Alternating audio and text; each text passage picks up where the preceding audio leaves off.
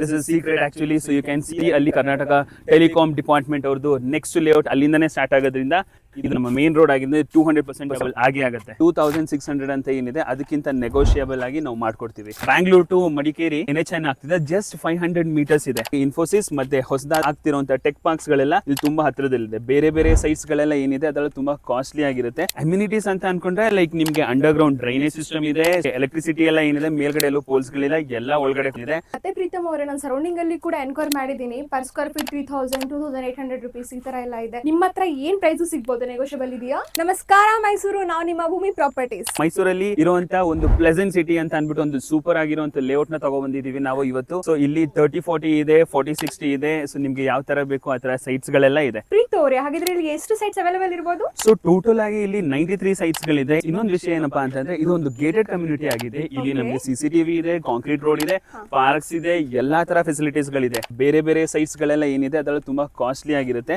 But ಇಲ್ಲಿ 2600 ಅಂತ ಏನಿದೆ ಅದಕ್ಕಿಂತ ನೆಗೋಷಿಯಬಲ್ ಆಗಿ ನಾವು ಮಾಡ್ಕೊಡ್ತೀವಿ. ಈ ಲೇಔಟ್ ಇಷ್ಟ ಆದಲ್ಲಿ ನಿಮ್ಮ ಫ್ರೆಂಡ್ಸ್ ಹಾಗೂ ಫ್ಯಾಮಿಲಿಗೆ ಶೇರ್ ಮಾಡಿ. ಹಾಗೆ ನಮ್ಮ ಪೇಜ್ ನ ಫಾಲೋ ಮಾಡೋದನ್ನ ಮರಿಬೇಡಿ. Thank you.